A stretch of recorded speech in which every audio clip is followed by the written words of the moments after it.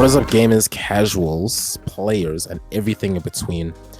This week, we welcome you to episode 5 of the weekly patch notes. I'm your host, Thamziri, a YouTuber and content creator, and you can catch me on my YouTube channel, Thamziri, for all of my personal gaming contents.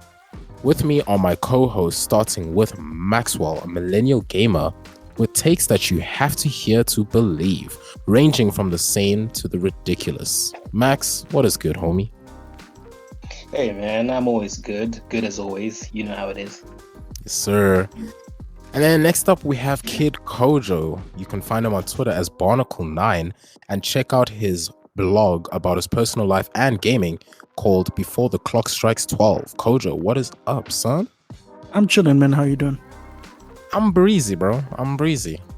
So yeah, as always, ladies, gents, and non-binaries, our social media handles and links are in the description. So don't you worry about missing out on any of the information. Alongside those are links to articles for all the information that we do talk and anything that is relevant. So with that being said, do not forget to like, subscribe, and please follow X to skip. Any and all support is welcome. Now, let's get into the gaming tidbits. All right, take it away, Max. All right, so this week, not much happened in terms of gaming, unlike last week where it was a stat week, but prominent things did take place. So let's get into it. Beginning with Hogwarts Legacy. It released this week, and as everyone expected, it's a smash hit. At the time of speaking, or at the time of recording, it is currently rated 86 on Metacritic. And with it being the hit that it is, the typical controversy that has been surrounding it has followed. But I'm not going to get into all of that because we've covered that in detail in the past. So I don't see any point going with that. I just wanted to bring up that Hogwarts Legacy is a smash, is a runaway hit. And this is probably the last time we'll be talking about it on our side because gaming is going to move on. Then from there, we talk about the Microsoft Activision Blizzard acquisition. More news came out on that with the UK CMA standing for Competition and Markets Authority, saying that they opposed the deal. However, despite the fact that they opposed the deal, they are looking to negotiate with Microsoft going forward, but they proposed ways Microsoft could make the deal happen in the future, and that's by them breaking apart or breaking down either selling the Call of Duty franchise or selling portions of Blizzard or selling portions of Activision. But as the company is right now, the CMA is not willing to let Microsoft go forward with it. And it is rumored that the EU as well is soon going to give their take, and they're also rejecting Microsoft's bid. But with the CMA, we're not going to spend too much on this topic, mainly because it's an ongoing thing and who knows when all of this will finally be sorted out and taken care of. But I would just like to say that the CMA's opposition to this deal is largely based on cloud computing, about how much control Microsoft has in cloud computing. They release statistics out, which people can see, that shows that in 2021, the cloud computing area was quite competitive. But then in 2022, Microsoft, from having around, I believe, 30 to 40% of the cloud computing market, Microsoft has gained about 60% of it. And they fear that the acquisition of Blizzard, Activision Blizzard, is just going to strengthen their position. And also, it was cited that part of Google Stadia failing was because they couldn't increase their cloud computing market share. So another factor is that apparently how the FTC on their side, they're wary of this deal because they liken it to how Facebook acquired Instagram and WhatsApp and got a huge share of the communication market. And they don't want a repeat of that situation where the FTC are admitting that they screwed up when it came to Facebook acquiring those. And in the last couple of years, they've been trying to find ways to sort of break apart Facebook's monopoly in that sector. And Facebook is naturally opposing it. So they don't want to do the same thing with Microsoft and cloud gaming specifically. But again, I say, we'll see how that develops. I don't think I'll be mentioning it as frequently anymore going forward. I just want to see the end of this and see whether or not the acquisition happens or not, because each side are spewing their own thing. Some people are like, no, the acquisition is going to happen. These are just formality and they're doing it for show, but the acquisition will happen. And other people are like, nah, the acquisition is in danger, blah, blah, blah. We really don't know until it finishes. So that's that. Now, getting into the meat of things. Nintendo Direct happened this week. It was a 40-minute Nintendo Direct, and here's a list of what appeared, starting from the big and working our way down. Firstly, a trailer of Zelda Tears of the Kingdom was shown, where we finally got to see gameplay. That game releases on 12th May and will retail for $70. For retro gamers, Nintendo is introducing the Game Boy and Game Boy Advance to the Nintendo eShop, downloadable for the Switch. And then a Metroid Prime remaster is here, and you can order the game online right now or wait for the physical copy, which will hit stores on the 22nd of this month. Then, Pikmin 4 was announced with a release date of July 21. As much as I see things about this game, I really don't know what the hell Pikmin is, but whatever. Then there was Dead Cells DLC, which is Return to Castlevania. That showed up and is scheduled for March 6th. For those unaware, Dead Cells having a crossover with Castlevania. Going forward, we had Advance Wars 1 and 2 Reboot Camp, which is a remaster that was delayed from last year, that is finally releasing on April 21st this year. And sticking to remaster news, we've got Kirby's Return to Dreamland Deluxe, which got a demo available before its February 24 release date. And rolling along, Splatoon 3 is getting DLC of its own in the form of two separate packages, where the first piece will come in spring 2023, and the second one has more. The second one is an unannounced window. So, hitting you with more DLC news, we've got Mario Kart 8 Deluxe, which is having its time in the sun, bringing players a new course and new playable character. And then sticking with more expansion news, we've got Xenoblade Chronicles 3 getting an expansion pack of its own, Volume 3 for February 15, and Volume 4 will release later in the year. And Fire Emblem Engage is getting an expansion that introduces more emblems and a new storyline. Finally, getting a chance to breathe from all of this DLCs. Sega's Samba de Amigo Party Central will be releasing on June 30. For those not in the know, the game is a rhythm game. And that's as much as you need to really know about that. Then hitting you with another remaster, we've got Baton Kaitos, Eternal Wings and the Lost Ocean, and Baton Kaitos Origins. Those are getting HD remasters for summer 2023. And for another re-release, we are getting puzzle mystery adventure game, Ghost Trick Phantom Detective. And then, guess what? Wait for it. Another remaster / remake / re-release is coming in the form of We Love Katamari Reroll and Royal Reverie.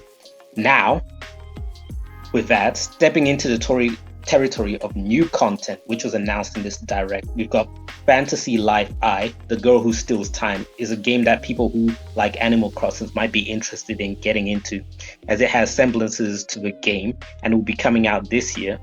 Then we've got Professor Layton and the New World of Steam, which was announced, but it was just an announcement that showed no gameplay or no release window.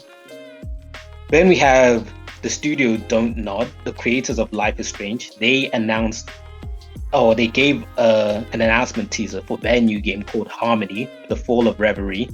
This trailer didn't reveal F-all, but the game is coming in June this year, so expect to eventually see more of it. And going on from there, we had a Disney game called Disney Illusion Island, which sees you control Mickey, Minnie, Donald, and Goofy in a 2D platformer. The game comes out on July 28th and can be played up to 4 players, although no word has been given if that's couch-based or online only. And lastly, for those who like simulator games, there is Fashion Dreamer, which is a fashion influencer simulator game that will come out sometime this year.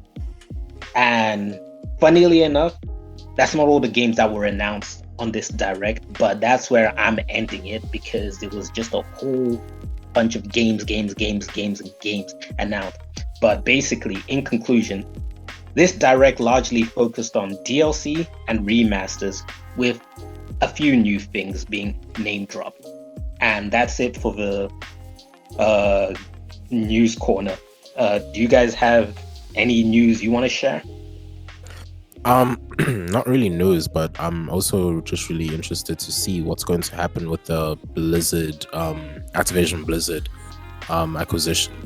Because obviously for me, as a person who loves World of Warcraft, I'm really hoping it's going to end up on the Xbox Game Pass someday, so that we can just say goodbye to this like very expensive subscription.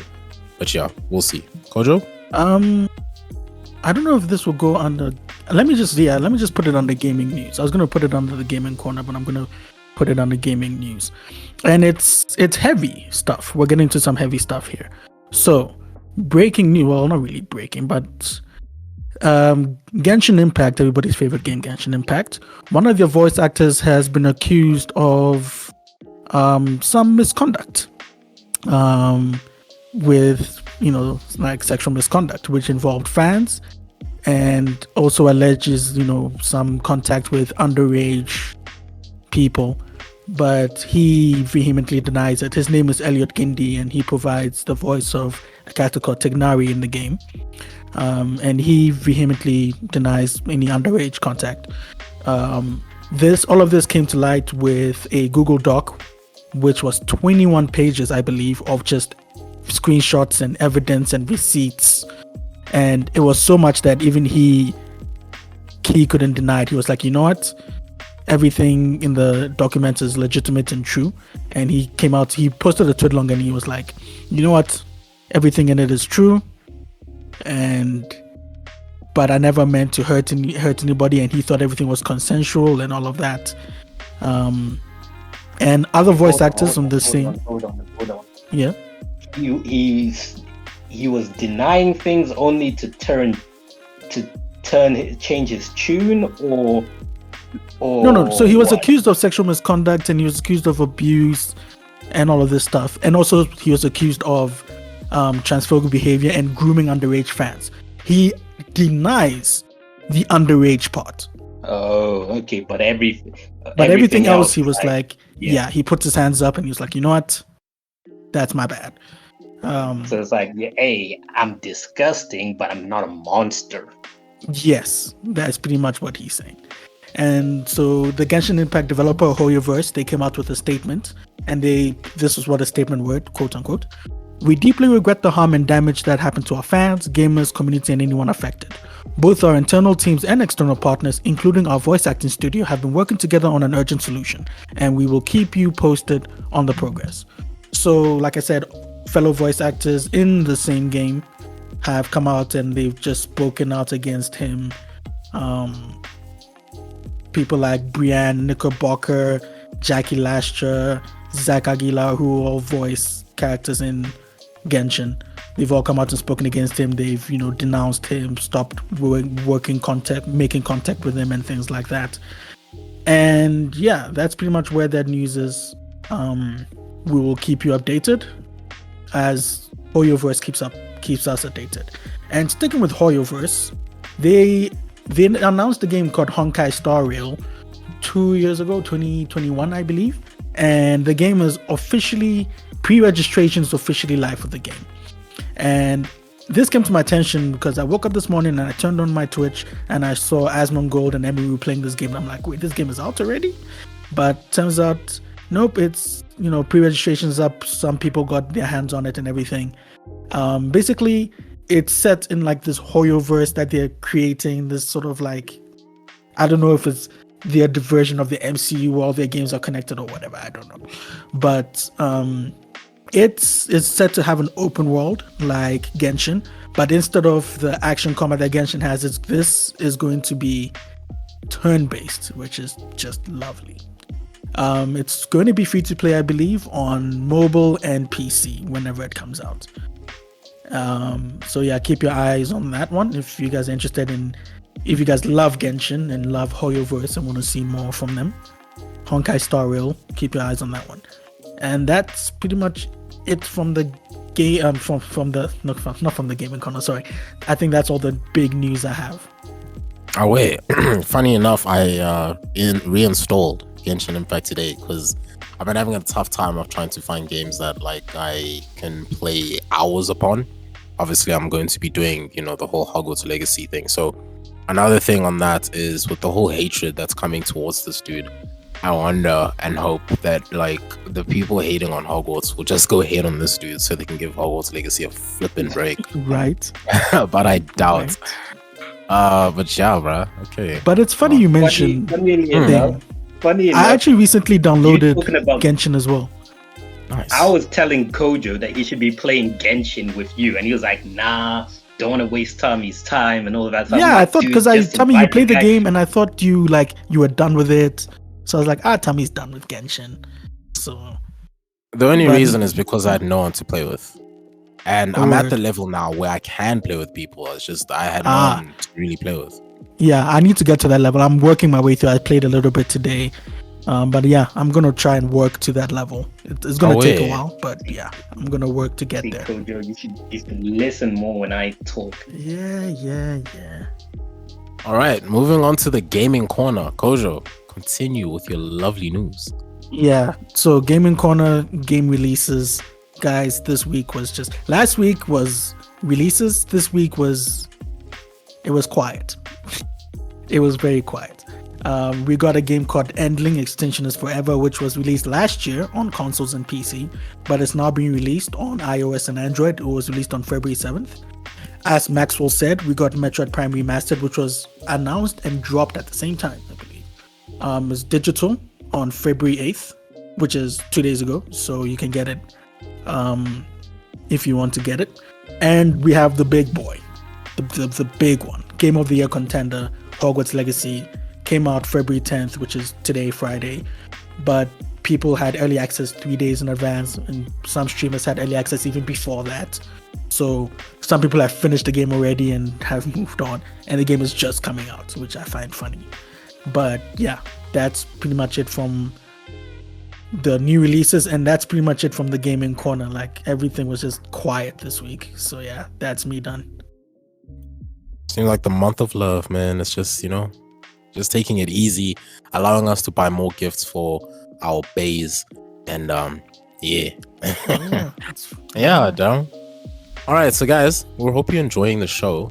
Just a quick reminder to please like, subscribe, and follow so that we can get this show to more people. Once again, I'm your host, Thamziri, and with me are Maxwell as well as Kid Kojo. So let's keep this conversation going. All right. Now, moving on to the Twitch and YouTube news, I don't have much except for a pretty big announcement that PewDiePie, one of YouTube's giant stars and content creators, is having a baby. I just saw that today, dude. Only today? Yeah, I know it was like 4 days ago, but I literally saw it today. How are you only seeing it today? Like, I saw it. I don't keep up with PewDiePie much. I literally saw a video pop up on my recommended. Follow him, and it popped up on my feed. But you see, you're on Twitter. I'm not on Twitter much. Oh yeah, actually. But you see, so that was the big announcement, and it was very like sweet watching his video as well, because him just mentioning, like how Marzia has now, I mean, most pregnant women have a certain, craving, but hers has just been strawberries as of late. That's kind of cute. Yeah, that's adorable, man. No, that video was a really sweet video.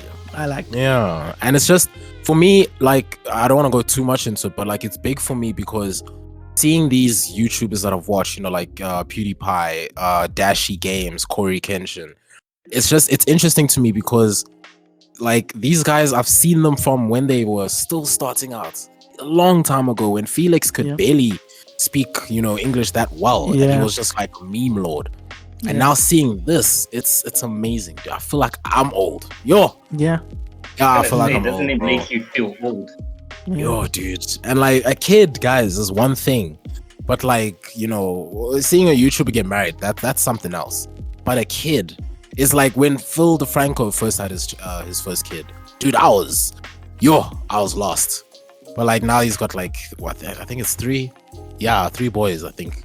So you see, it's like it's crazy. Soon I'll be introducing peeps on my show. Hell, the Close to Midnight podcast, my podcast, sorry, self plug here, but it's going to be revived soon, and it's literally just going to be me and Bay, like just talking about relationship experience, and obviously trying to get some more people on. So like, you know, we'll see how that goes. But yeah, that's all I have for Twitch and YouTube news. Kojo, do you have anything, bro?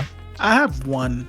I found it was a few days ago. I went my rare moments on Twitter. I saw it. Tell me, you know that Twitch streamer Finsta? You know Finsta? Yes, of course. Yes, of course I know Finn. Finn is an interesting one, guys. Finn is an interesting streamer. So for those who don't know Finsta is a just chatting streamer, and he is a cisgender male. However, he chooses to dress up as a woman, which there's nothing wrong with at all. But he recently got banned, and for a while he took it in his stride. Hey, I don't know. This I did not know.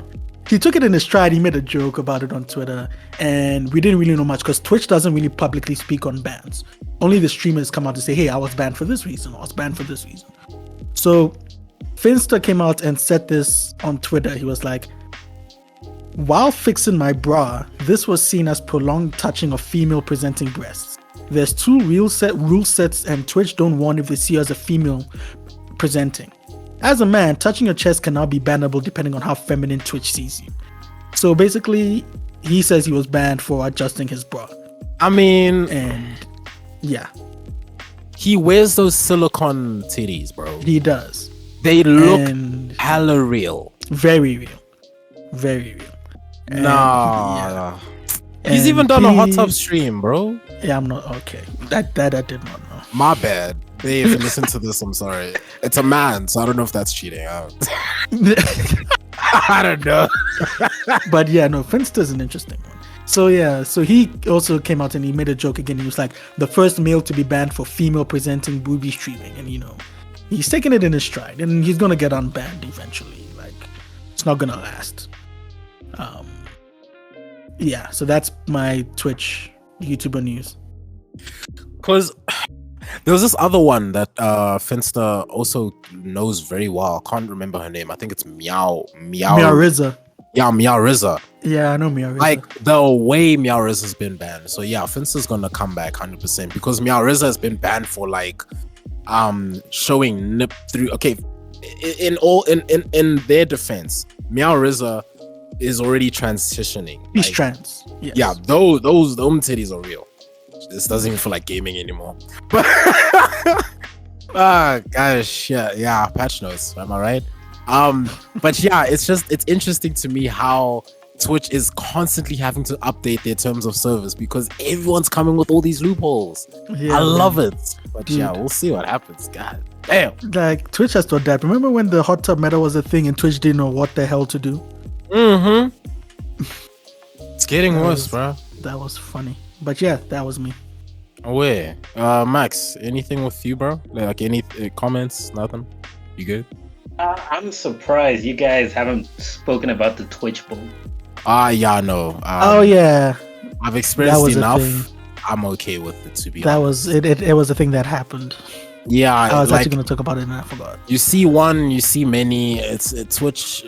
Twitch can. Yeah, I don't know, dude. It was basically a tournament where Twitch streamers and NFL players teamed up together. I know, like XQC was a big one who was there, and Nice Wig, who's known in the Apex community, and a bunch of, they played. I caught a little bit of XQC playing. I think they were playing Fortnite. I just caught a little bit of it. I was surprised to see XQC there. Yeah, that's majority why I didn't watch. It's because like the reason why I don't like Twitch Bowl anymore is because you will get non-gamers. Like, well, not to say that they're non-gamers, but there's a difference between those who play casual and those who actually like play for content creation or professionally and everything.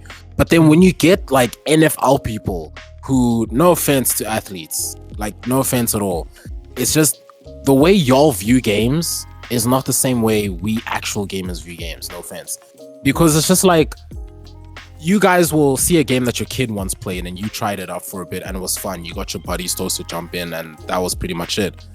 But the sweaty gamers, bro, that will defeat the shit out of y'all, and like, it's not the same.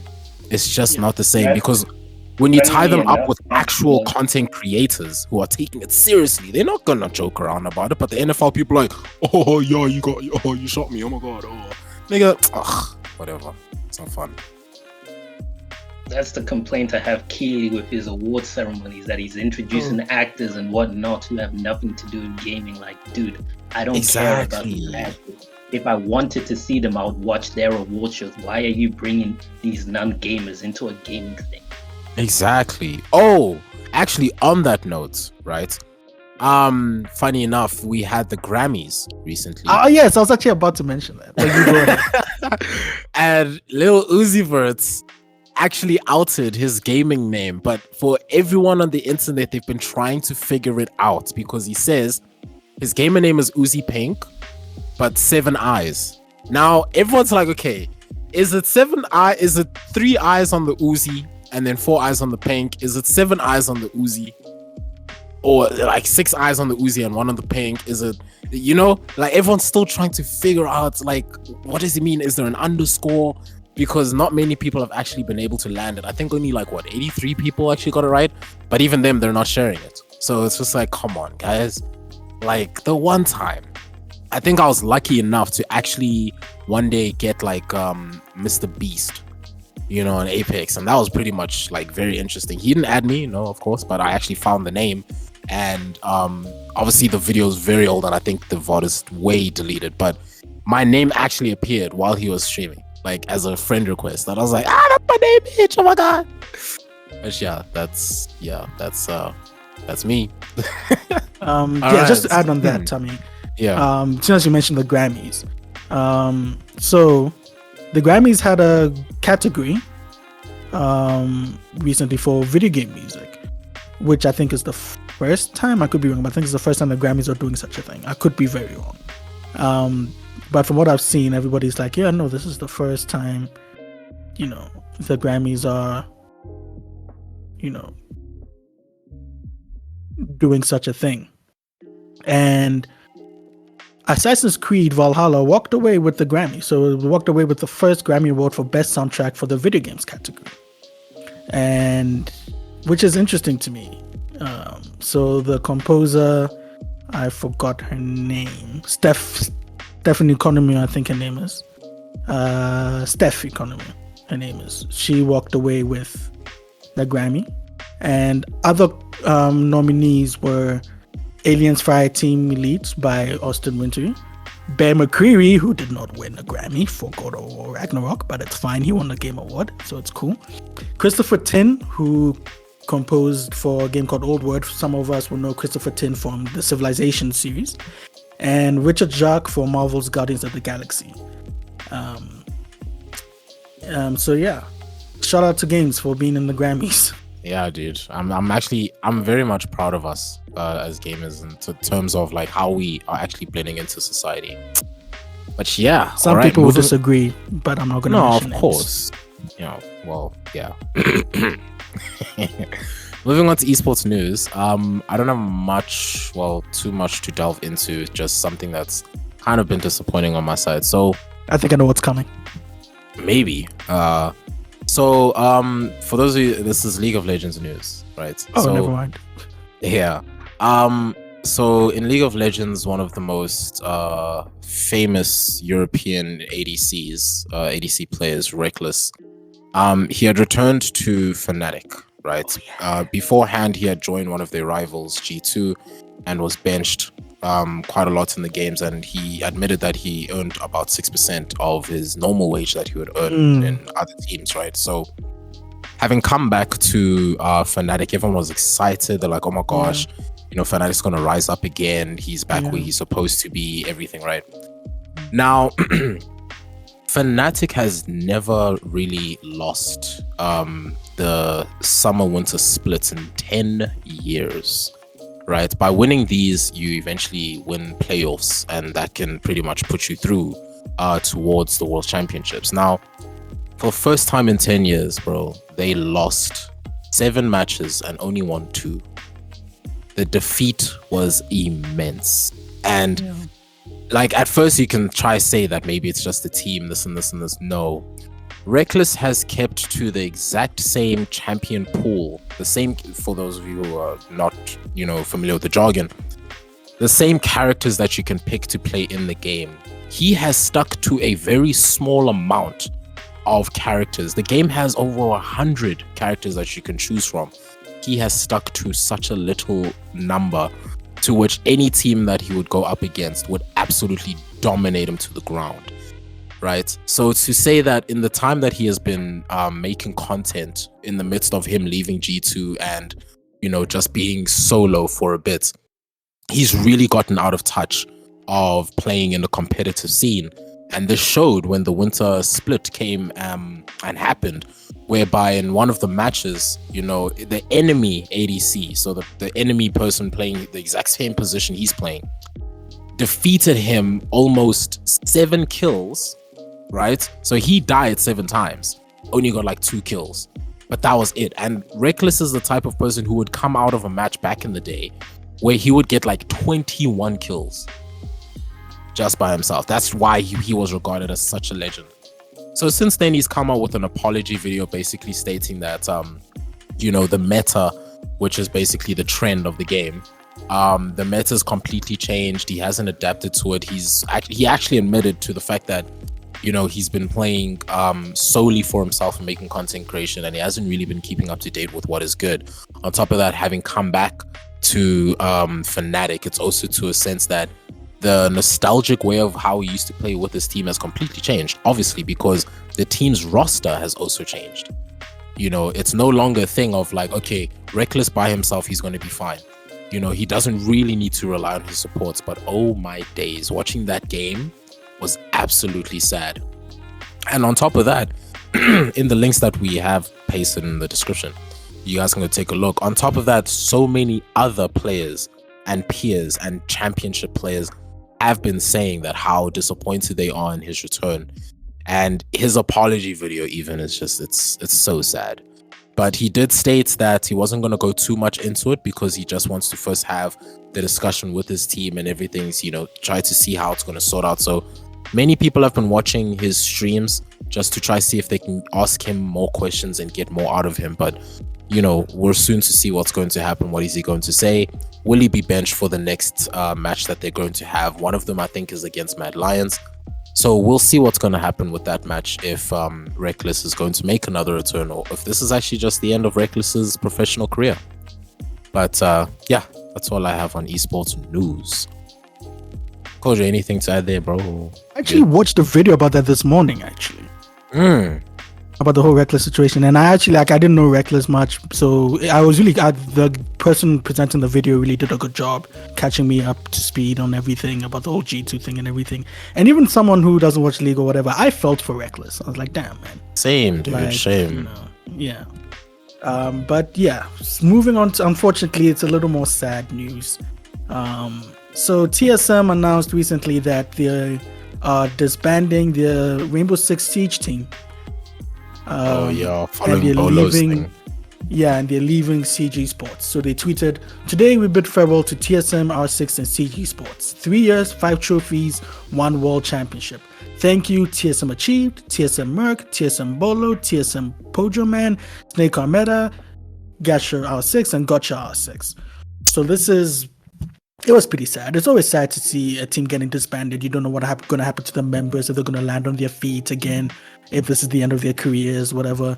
And as Tommy just said, or as he said last week, this is hot on the heels of Bolo quitting professional Siege to pursue content creation, right? Yeah.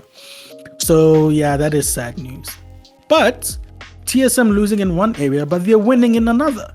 Because remember I spoke last week about the Apex Legends Global Series Split 1 playoffs? And how I'll have more news. Well, TSM won that one. There you go. Yeah, so TSM is winning. I was lucky enough to watch majority of it. I didn't watch what happened to be the last match because load shedding South Africa, you know what it is. But so I missed it. And then when I came back on, I already saw the ending. I'm like, damn it, I would have liked to watch that last match because it was such a nail-biting match. You know, because the final fight came out to 2 teams, and whoever won that match, it's hard to explain the format. I'm not going to go to the format of how the finals worked, but whoever won that final match would have walked away with the trophy. So it was really a nail-biting match. But yeah, so TSM won. The team is made up of Imperial Hal, their IGL, Verholst and Reps, and then their coach Raven. So they walk away with 300,000. The prize pool was $1 million. They walk away with 300,000. Other MVPs or other notable teams were NRG, who were second and walk away with 160,000. They were poised to win it all.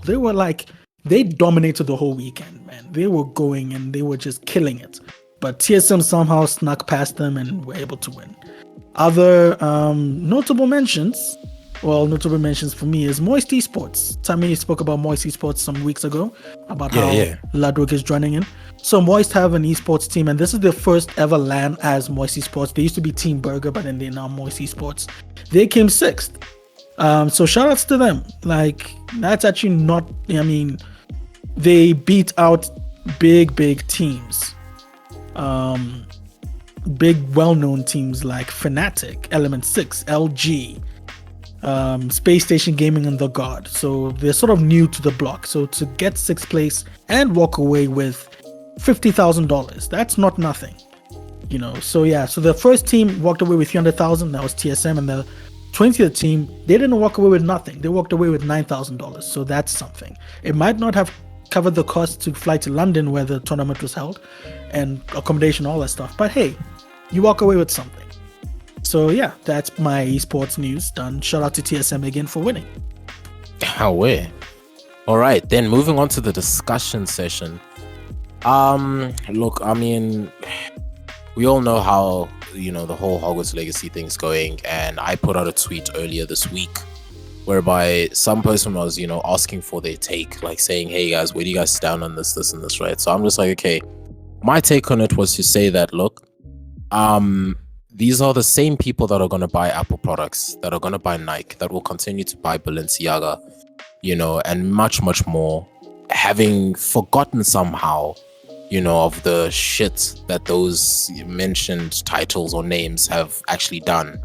Some people still party to remix Ignition remix by R. Kelly. That shit's still a bop to my eyes, to my ears. You gotta just separate the artist from the art. And I understand the whole J.K. Rowling thing and everything, but dude, it's just a bandwagon phase. It will pass. That's just my take. I know it's hella controversial, but it's whatever. So yeah, that's my discussion. Anyways, Max? Don't really have much to say this week with regards to Hogwarts Legacy. It's being beaten to death at this point where I'm just tired about it, where it's just hypocrisy all around. So I've lost interest, where at the start it was this is worth the Discord. How do you support something, or where do you draw the line and stuff like that? But then now where it's kind of the people bullying other people are kind of become how vegans bully people who eat meat and stuff like that, where it's we understand where you're coming from, but you're not garnering any sympathy, empathy, or support by the way you're conducting yourself. You think just because your cause is right, it means whatever you do is acceptable, where it's nah, how you lose and win allies is based on how you conduct yourself. So you're out there harassing people about the things they're doing instead of trying to sit people down and have a conversation with them. So you're going to be losing people. So it's not even a surprise that people are out there making jokes oh, I'm going to buy more things. I see GameSpot putting up tweets talking about how here's how you can support the trans community. And then people are this is how I'm going to support. I'm going to buy the deluxe edition of Hogwarts Legacy, stuff like that. Where it's just you're just making yourselves enemies. So I'm not really fussed about the arguments for or against Hogwarts Legacy, and I'm just gonna play the game. I'm living in a bubble. Facts, bro. Because people might be oh, but then what about when something else affects you? It's hey man, again, for me, unless somebody is actively doing something, I'm not really going to bother with them. I'm just going to ignore them and tune them out. Yeah, facts. Unless we're going back into the slave trade, man, life is chilled. Kojo? Yeah, not much to say on the Hogwarts. I mean, I will say that again, this is not me taking sides or anything. This is just me telling it like it is, which is that the boycott doesn't seem to have worked because Hogwarts Legacy, the game just came out today, but earlier this week it already broke a record. You know, it broke records actually. It broke a record on Twitch for being the most watched single player game, and it broke the #1 pre-sale games on Steam, which beats out Cyberpunk 2077. Cyberpunk 2077. Remember how hyped people were for Cyberpunk 2077? Were they though? Given the controversy, Yeah. Max, tell him how hyped people were for Cyberpunk. No, Cyberpunk, the hype was insane. Like, there are certain media or games which just reach astronomical levels of hype. Zelda is one. Cyberpunk was another one. Hogwarts has been one, and then there's another one, Kojo, which I mentioned to you at another time. Grand Theft Auto. Grand Theft Auto is another one. Like, there's certain games which just hit astronomical levels of hype, and you look at them and you don't understand why. So, like, especially the ones where they're like new IP, or they don't necessarily have a track record, where the only track record is possibly like the studio is a good studio. Like, there was no reason for people to be as hyped as they were for Cyberpunk, but there they were. Grand Theft Auto is understandable because they always make hit after hit.